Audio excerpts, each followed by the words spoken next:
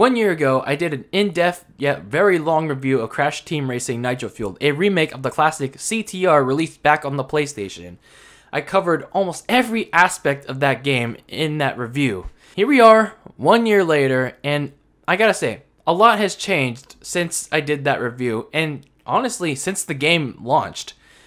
We got a lot of changes, a lot of new game modes, a lot of new characters, and a lot of new everything. So, have my feelings changed since my initial review 1 year ago?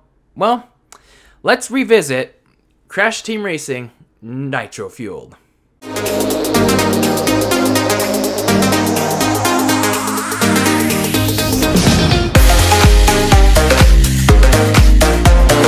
Now, unlike my review from last year, I'm not going to touch on every single thing, like every single little detail in this review. I'm only just going to touch on what I thought was good and bad in regards to additions, subtractions, and changes both Beanox and Activision made to Crash Team Racing Nitro Fueled.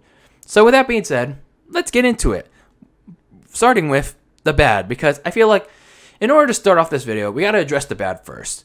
And I feel like the most bad thing that Activision and Beanox did was the most obvious and most controversial one, the microtransactions, the addition of the Wumpa Coin packs. And what do I mean by that? Wumpa Coin packs that you could purchase with your real hard-earned money. Now, this was initially announced back when the initial Back in Time Grand Prix announcement was made, right after the first Nitro Tour Grand Prix ended. In that Back in Time Grand Prix post, Activision detailed in a little section where they mentioned there was going to be a way for players to purchase Wumpa Coins.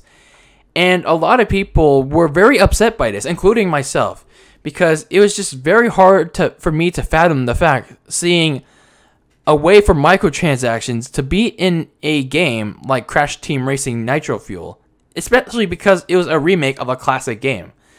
Now, there couldn't be the argument of, yes, it's optional, and yes, the purchases in the pit stop are cosmetic, but that doesn't change the fact that microtransactions are in the game, and there are people that do have addictions to spending real money on digital currency. Activision has had a history with adding in microtransactions after the game is launched. But even with the addition of microtransactions, they turned out to be quite useless at this point in the game.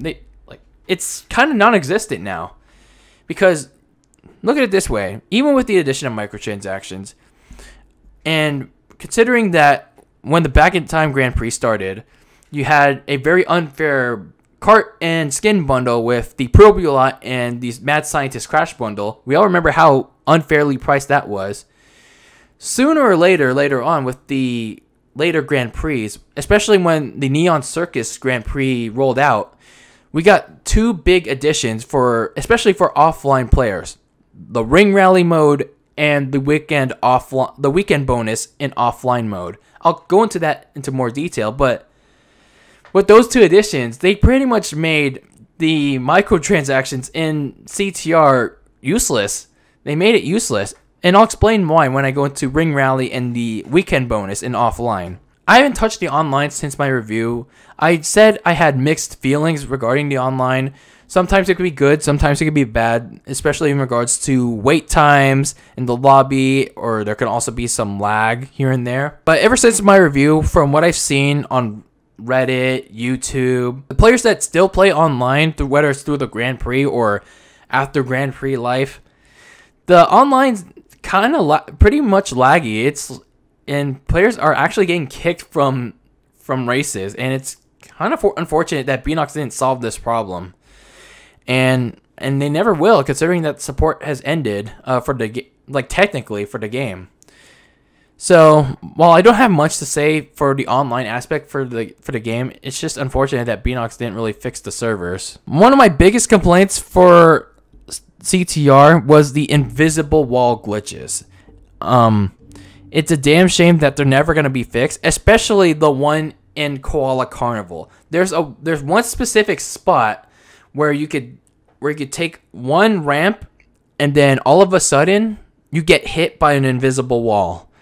It's really annoying. It really is. Because you may be on a roll, especially when you have blue flame, and then all of a sudden you take that ramp, and then it stunts your momentum. And either you have to regain it, or you get, like, you instantly fall behind. It's a really damn shame. So Koala Carnival is really the biggest, like, criminal when it comes to invisible wall glitches, because of, especially with its ramps at the very beginning, they can stunt your momentum big time. And unfortunately, it looks like it's staying there for good. Another one of my big bad complaints in regards to CTR is the lack of breaks in between Grand Prix. And look, I know some people get the Grand Prix done, the monthly Grand Prix done faster than others, especially considering when they have on the online component, they can get the challenges done and they have all the time in the world. But again, not everyone has an online service like PlayStation Plus, Xbox Live, even Nintendo Switch Online.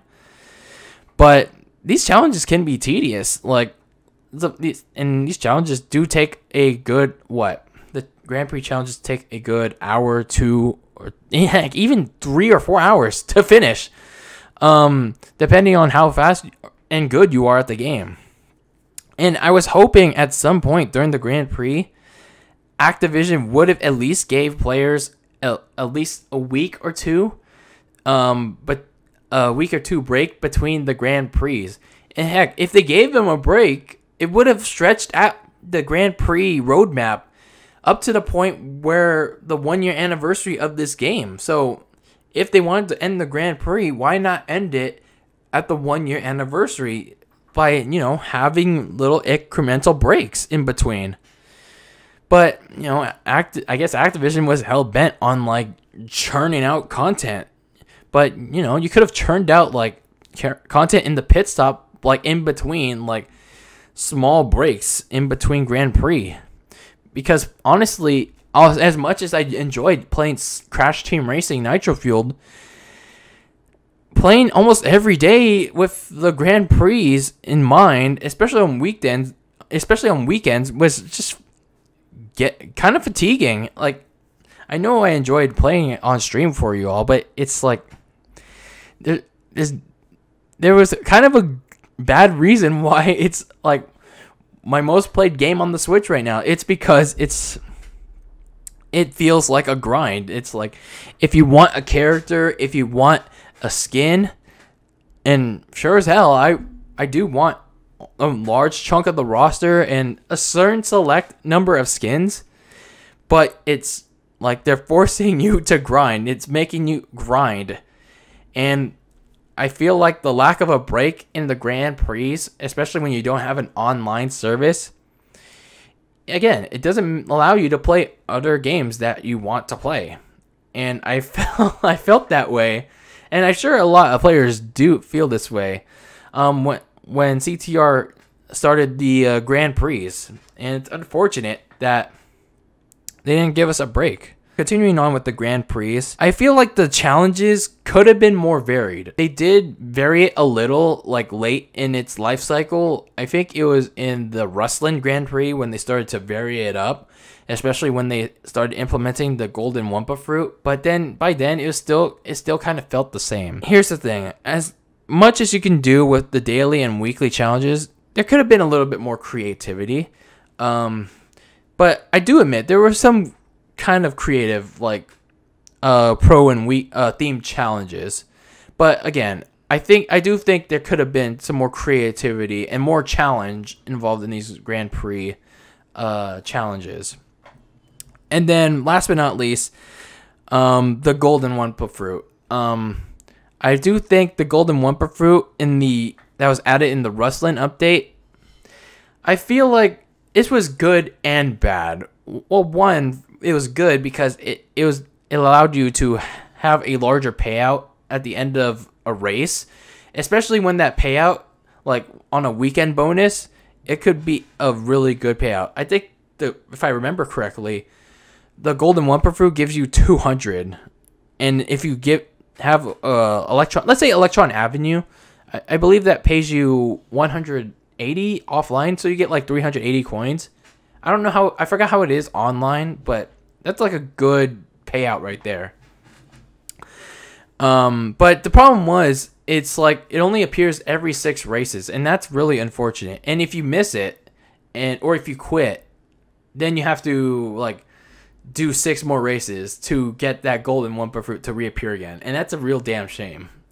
But other than that, it's like those were a lot of bads that had to be addressed first in the game. But now let's get into some of the good stuff. Let's get into some positive stuff. I mentioned in my review of CTR a year ago how stacked the roster was and how I was excited to see what Beanox was going to add in terms of characters. Here we are now, and the end of the Nitro Fueled life cycle. Well, it actually ended pretty technically, but with the final roster, it looks pretty damn impressive. I will say that as much as tedious and grindy the Grand Prix were, the new characters are what made me come back to CTR every month, because not only did I want to unlock them and use them every now and then, but if anyone ever wanted to play this at a party, even if they were pretty bad at the game, I would have the full roster. I may not have the skins, but I would at least have the roster. So in actuality, the final roster would wound up to be I feel like, more of a Super Smash Bros. Of kart racers, more so than Mario Kart 8 Deluxe, because I feel like with CTR, they brought almost the entire deck load of as many CTR characters as possible, and they literally brought out a ton of fan service for this game in terms of characters. And the new character additions also gave me a better itching to learn who they are in the Crash universe. Like, for example, Yay Yay Panda, that was added in the Winter Festival. I didn't know who she was until searching her up. She was in a previous Crash racing game, Crash Nitro Kart Mobile, back in 2010. And, remember Mega Mix, that creepy mashup of Cortex, Engine, and Tropy, and Dingo Dial, that creepy character that will forever live in your nightmares. Yeah, I didn't know who that was, and that's a boss in one of the Crash mobile games. I forgot which one that was, like one of the Crash handheld games. I think it was like the Huge Adventure or something, but don't quote me on that. I forgot. But then we got one of the best characters in the game on the very last update, on the post Grand Prix update, and that was, drumroll please, the box. The box. Who needs the piranha plant when you have the box? But all I can say about the character roster, it's loaded, it's stacked, and that's all I got to say about that. But if you asked me who my favorite character was, I mean, it's Izzy. I gotta go with Izzy. Like, aside from Crash, of course, I gotta go with my girl. My girl to simp for. It's Isabella. Let's talk a little bit about something I touched on in the bad portions of CTR, and that was Ring Rally and the offline weekend bonus. Now, these two additions were brought in the Neon Circus Grand Prix back in November of 2019. What the weekend bonus, which was often seen in online, where you get double the Wumpa coins, that was brought in offline. And the Ring Rally, which was a new mode in local arcade, it's a ring collecting race where you go through rings, and then based on the amount of rings, you get a coin payout. It's based on the number of laps you do. The Ring Rally mode originally was based on your active lap, but then it was changed to the number of laps. For me, it doesn't really make a difference, pretty much. And I gotta say, these two additions really helped offline players. At least for me. I don't know how it is for other people, but at least for me. And if, as I said before, Ring Rally and the offline weekend bonus pretty much made microtransactions a non-existent thing. It made the Wumpa Coin packs a non-existent thing. It's pretty much on the pit stop menu, like it's just like a little blurb now. So Ring Rally mode was pretty much my go-to mode on weekends. And then when I need to do a Grand Prix challenge, that's my go-to as well. And because with Ring Rally, it's like, even with it's based on the number of laps, you get a really good payout, especially on Electron Avenue.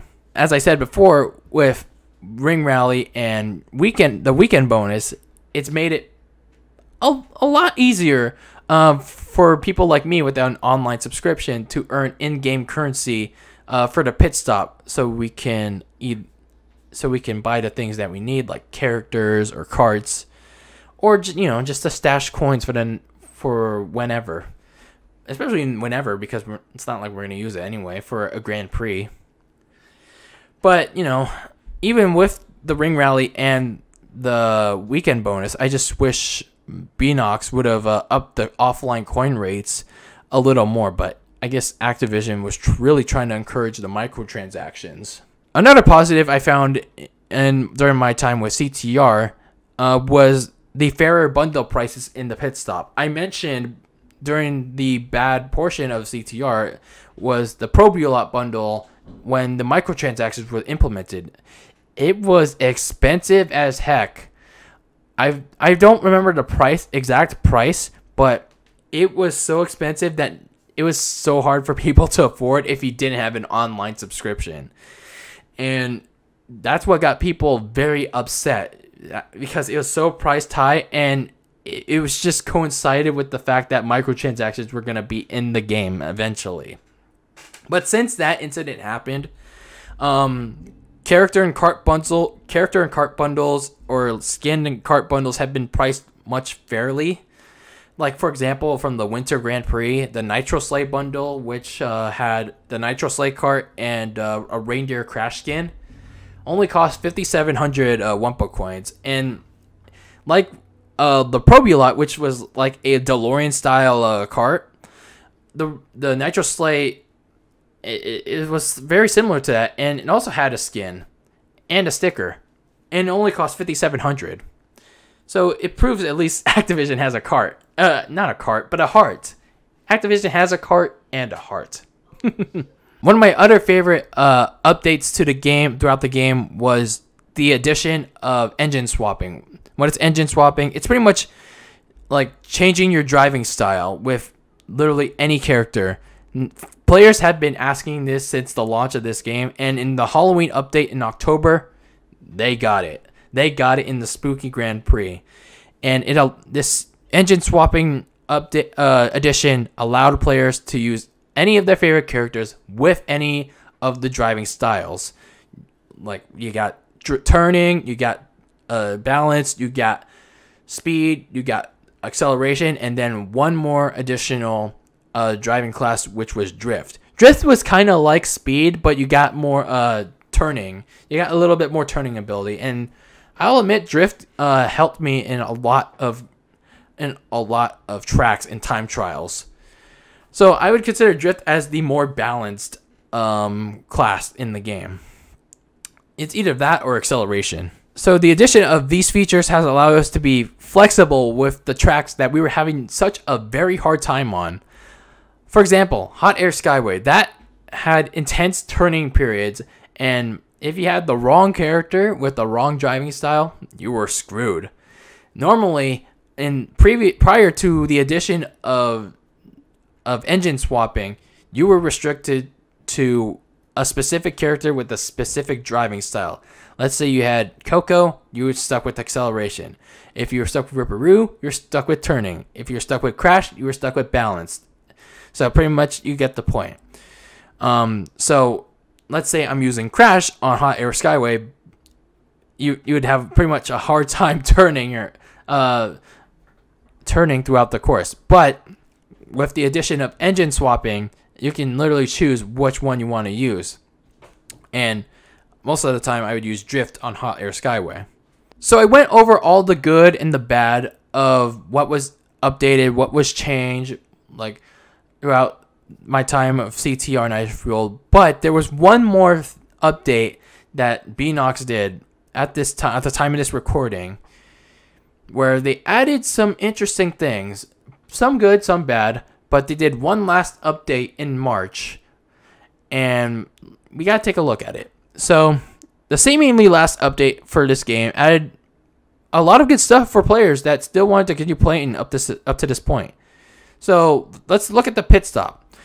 The pit stop, although it's still on a daily timed rotation and still got the similar Fortnite layout, it now allows you to refresh the pit stop up to 2 times. So if you're not finding the character or the item you're looking for, you can refresh it twice, and then you have to wait till the next day so you can have 2 more refreshes. And then they're also selling recolors of select legendary skins. And along with that, they were also selling Baby Cortex and Baby Entropy. Unfortunately, I don't have that in the pit stop anymore because I already have it in my select screen. This final update also brought in star rankings for the trophy cup, not the trophy cups, the trophy cups. You know, in the cup races, where it now rewards you based on the difficulty of the game, where you place first in it, you get a new cart color. So let's say you do the easy mode and you place first in all of it, you would get a bronze cart color. But let's say you go hard and then you place first in all of it, you would get a gold one. And last but not least, Beanox also added developer trials to the time trials mode, which are the hardest of all time trials. Compared to what was previously added a month before in February, the Velo time trials. Now, the Velo trials were once considered the hardest time trials in the game, because like they added that in the final Grand Prix, the Gasmoxia Grand Prix. But nope, the developer time trials really test the players. But you know, I'm not going to do that. I'm not going to do that. It's like, you can bet your bottom dollar I'm not gonna sit here and try to do those developer times so I can break my damn Pro controller. Doing the Oxide and Trophy ones were already bad enough.